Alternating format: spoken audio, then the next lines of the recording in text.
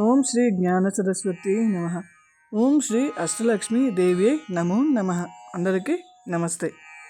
ముందుగా మీకు మీ కుటుంబ సభ్యులకు అందరికీ దీపావళి శుభాకాంక్షలు తెలియచేస్తూ, ఈ దీపావళి మీకు అందరికీ కూడా అష్ట ఐశ్వర్యాలను, సకల సౌభాగ్యాలను, సకల సంపదలను, సకల శుభ ఫలితాలను మీకు ఆ అష్టలక్ష్మి అమ్మవారు ప్రసాదించాలని మనస్ఫూర్తిగా కోరుకుంటూ, ఈ దీపావళి రోజున అష్టలక్ష్మి దేవతలందరూ వచ్చి మీ ఇంట నిలవాలని కోరుకుంటూ, మీ అందరి కోసము అష్టలక్ష్మి అమ్మవారి స్తోత్రాన్ని తెలియచేస్తాను.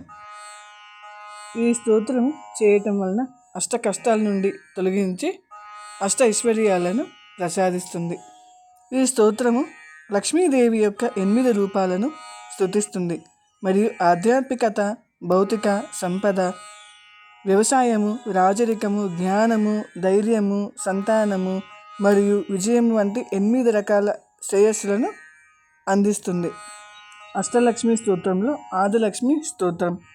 సుమనస వందిత సుందరి మాధవి చంద్ర సహోదరి హేమమయీ మునిగణ వందిత మోక్ష ప్రదాయిని మంజుల భాసిని వేదనుతే పంకజవాసిని దేవసు పూజిత సద్గుణవర్షిణి శాంతియుతే జయ జయ హే మధుసూదన కామిని ఆదిలక్ష్మి పరిపాలయ మాం.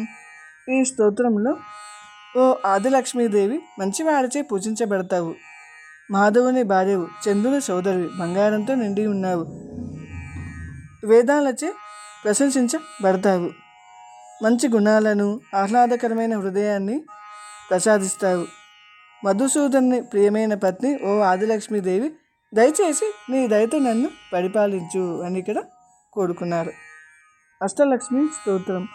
అష్టలక్ష్మి నమస్తుభ్యం వరదే కామరూపిణి విష్ణువక్షస్థలరుదే భక్తమోక్షం ప్రదాయిని శంఖచక్ర గదాహస్తే విశ్వరూపిణి జయ జగన్మాతే చ మోహిన్యే మంగళం శుభమంగళం.